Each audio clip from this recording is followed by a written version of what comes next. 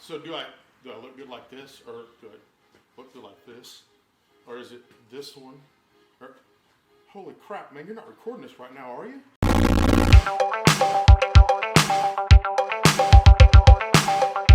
Hey, welcome back to Dope Tech Talks. I'm your host, Eddie Horton. Today, we're going to work on this 2006 Dodge. Truck. Yeah, that's what it is, truck. All right, we're going to be putting fender flares on here because, look, rust. Ooh, I hate rust. I almost hate rust as much as I hate I'm sorry. I was just joking. Look, it's bad. This stuff gets on there, and it's like a cancer and eats away. Here's the problem. This is a very expensive repair. Most people don't got the money to repair it.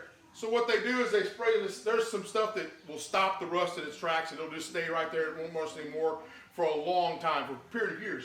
So the next best repair is a set of very expensive bushwhackers.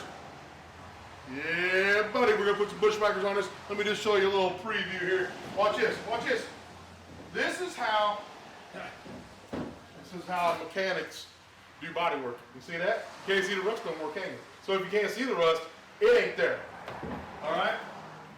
So we're gonna put these on there. We've already taken the emblems off the front. If you haven't taken the emblems off the front of a vehicle, it's not that, or off anywhere of a vehicle. You know, a lot of people debadge stuff.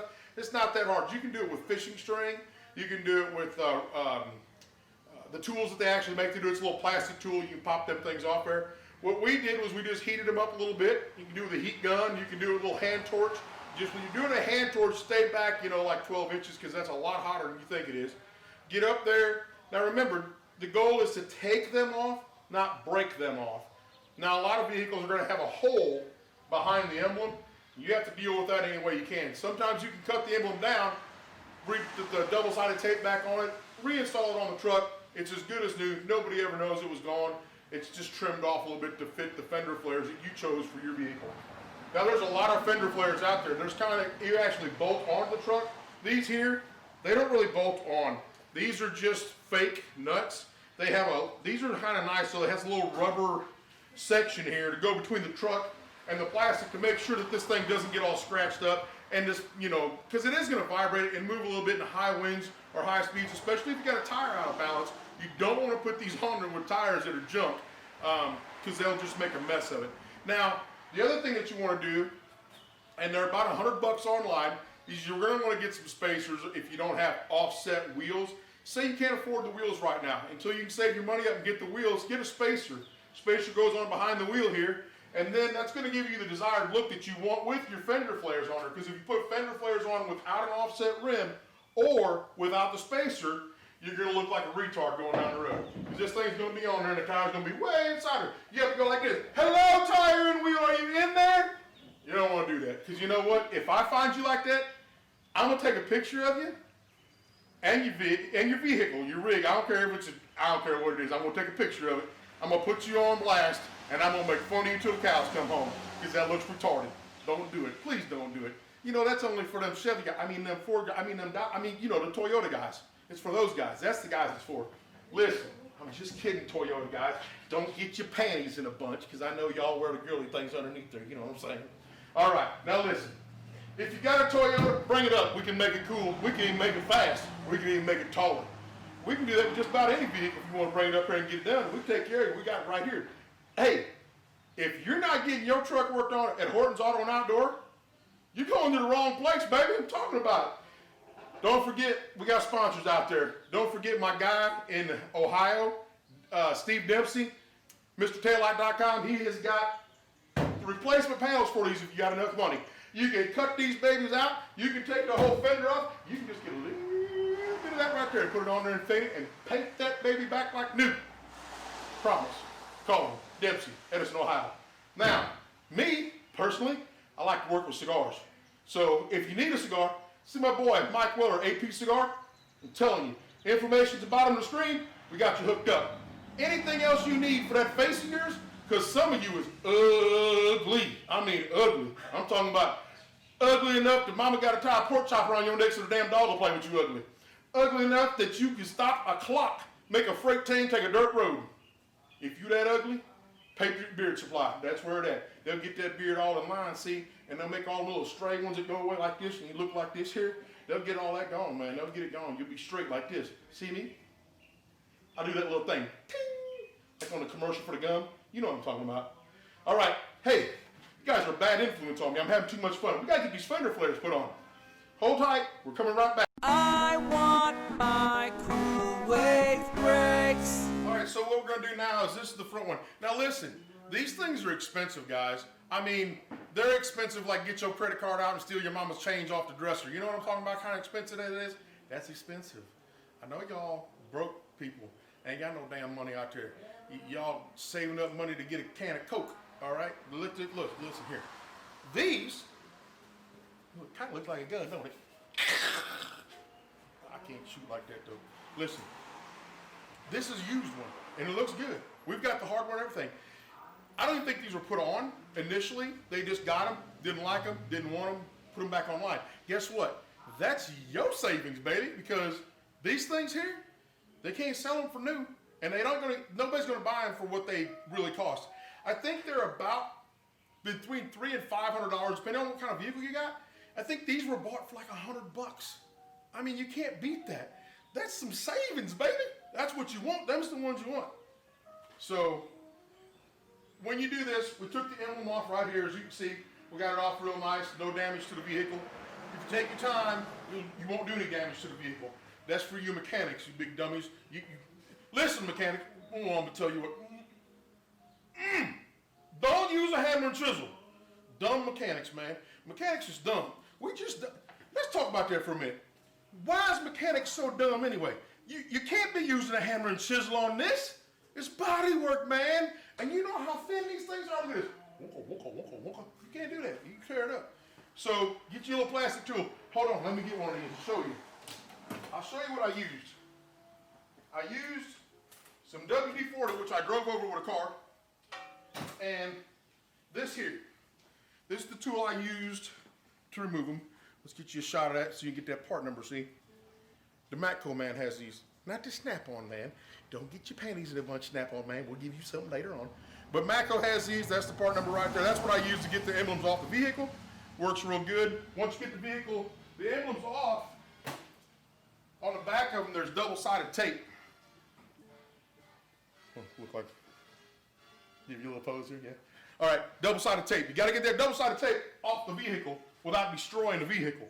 That's where the WD-40 comes in. It takes several times to do it. You'll do it like 10, 12 times, and you take a little razor. First, you take the plastic piece, scrape off all you can. Once you get that off, keep soaking it. Each time you take a layer off, soak it again, let it sit, go to the other side. Take the razor blade. First thing you got to do with the razor blade, a new one, take it out of the package, wipe it on the glass, on the windshield, kind of rub it on there and rub the other side. There's imperfections on the end of that razor blade. If you do that, it'll be nice and smooth and you won't tear up your paint. The other thing is the WD-40 makes it glide along nice and smooth. Now you're not pushing down on this, you're just moving it forward at about a 30-degree angle, and it takes that stuff right off the vehicle. If you don't do it at a 30-degree angle, you try to push too hard, guess what? You get to go to the hospital and get stitches. Get stitches. Snitches get stitches, that's what I'm telling you. Wait a minute, we didn't snitch on anybody. Anyway, you're gonna get stitches if you don't use that razor blade like I told you to. So make sure you're paying attention. All right, so after you get all that off, take a little bit of wax, go back over the area, put a little coat of wax on there. It doesn't have to be something crazy. Even you F11 guys that are all F11 crazy, I don't care what you put on it. Put some Mazzola on the damn thing, just put some oil back on there. All right, get it nice and dry.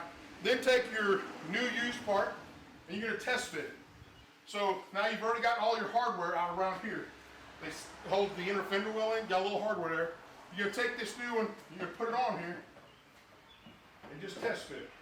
Make sure that it goes on there and then feel all around the edge and make sure there's no gaps.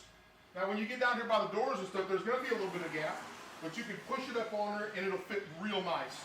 And then just make sure that the holes line up. Then you get your hardware, put it in there. You don't need extra hardware unless you don't think it's tight enough. If it doesn't feel like the hardware is doing its job, you can go in here on the lip, this metal lip, and you can drill small holes. Always drill a pilot hole. You don't want to try to put the screw through this metal plastic into the metal, because what'll happen is this will want to pull down and it'll pull away from the vehicle. It'll let debris get behind there and it won't be a tight fit anymore. So don't do that. Pre-drill this, mark it on the vehicle, put your hardware on there, and then where your hole is, your new hole, then go back up there with a self-tapping Phillips.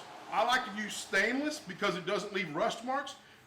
After you're done, take a little spray can over the top of it, nice and black, matches this. Use a flat black, guys. Don't use gloss black, you boneheads. Use flat black on here. This is a flat black piece. Can you tell? Look at it. Hold on, I'm white. Anyway, it's flat black, all right? That's what you got to have, all right? You want flat black on here.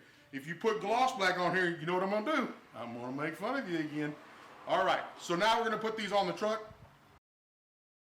All right, guys, check this out. So we put the fender flare on.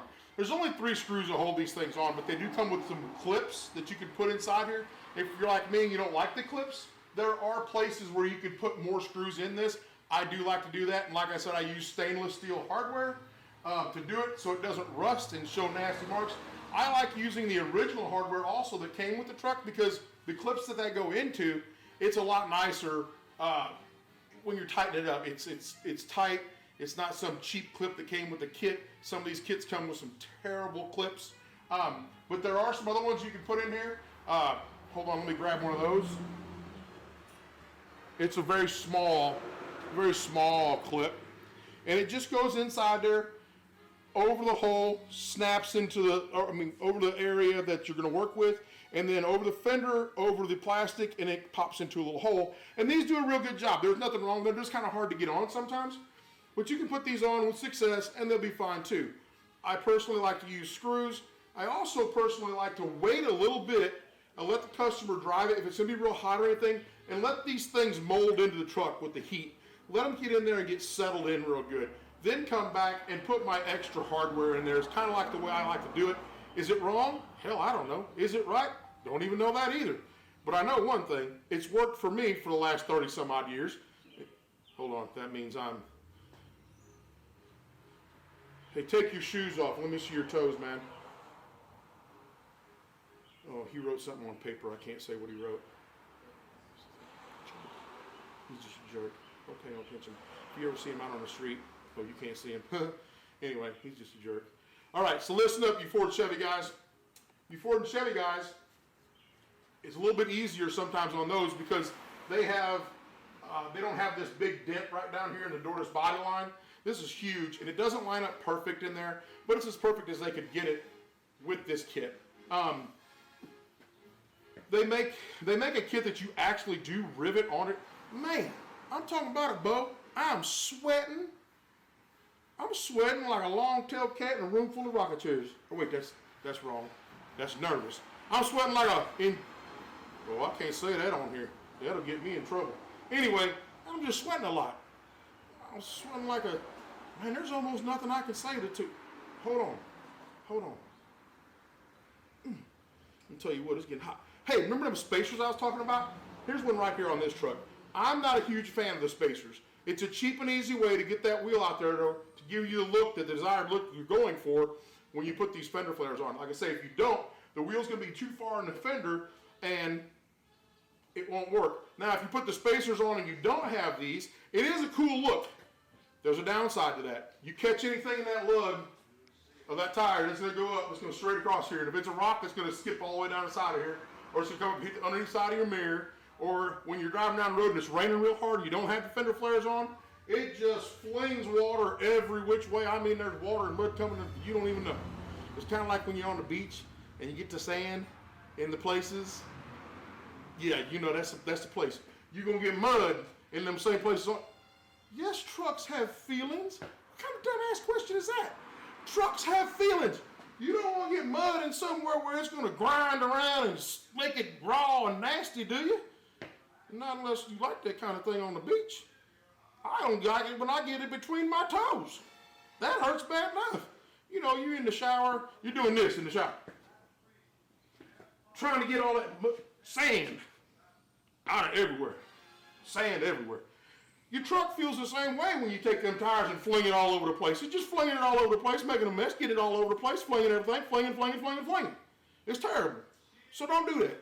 Get the fender flares. If you're going to have the wheels, that stick way past out there. Now, if you're a mall crawler, that sounds funny, mall crawler. If you're a mall crawler and you want them to stick out, you live in California, Florida, where it don't ever rain, and y'all don't even know how to four-wheel up there. All you got is sand, and more sand, and sun, and sand, which actually sounds nice right about now because we have rain. Rain sucks a lot. So anyway, see, y'all are bad if we got me off track again, man. I was talking about these wheel spacers. It's an inexpensive way to not have to buy a new wheel and kick that wheel out there. Because here's what the problem with buying new wheels is. You see a wheel you like, you go price it. Next to it, you see a wheel you like better, and it's always more expensive. Some reason, you're always going to pick the more expensive of the two. But don't worry, you can get a wheel spacer. It's kind of a cheap way out. Now remember, even if you use wheel spacers or you use offset rims, there is a downside to that. It's harder on your suspension and it's harder on your bearings. These bearings are not that great anyway when they're even brand new. You take that tire and you push it way out here, now there's more stress on that bearing as you're driving down the highway, driving down through town. Through town's about the worst because the potholes, if you live in Illinois, the basements that they build in the middle of the interstate, it's bad, you know, it's terrible. For you wheeling guys, you go out there, you're bouncing through the woods with spacers and offset rims. I know they look cool, but look at your professionals. Your professional racers don't do any of that offset stuff. Their wheels are usually centered on the hub because it's a lot less stress on the suspension. If you want them to stick out bigger and you got a Jeep, put some Chevy axles under it. I know that you guys don't like doing all that work, but do it the right way. You put these spacers on, you put them big offset wheels on, they look great, but beware, they could destroy your bearings. You got to get 3/4 of life, half the life out of them that you should get out of them. So just remember that, okay? Remember it. Man, look at me when I'm talking to you. Remember what I said. Don't forget it. You pay attention. Write it. Hold on. Go get a tablet and a paper. I'm waiting. That's my foot tapping if you didn't know. Now that you're back, write that down. Remember, be careful with the offset wheels. Tears up your bearings. Now, you would think, being an automotive repair shop, that Horton's Auto and Outdoor, see what I did there? That was genius. I would like you to destroy stuff because you come spend your money. But you guys that do this kind of stuff, you don't spend money here. You do it yourself. You only bring me the crap you don't want to do, like check engine lights, electronic problems, air conditioning, everything you don't know how to do. That's okay. I still love you. I love you like a, something. Listen, that's all we got for right now. These fender flares go on. They go on the same in all four corners. Put your hardware in there. Put your clips if you want. Buy some new hardware, stainless steel. Paint them flat black. Don't do anything stupid because I will make fun of you. Boo! Eddie, Dove Tech Talks, man. Check it out. We got a Honda Accord here. 07.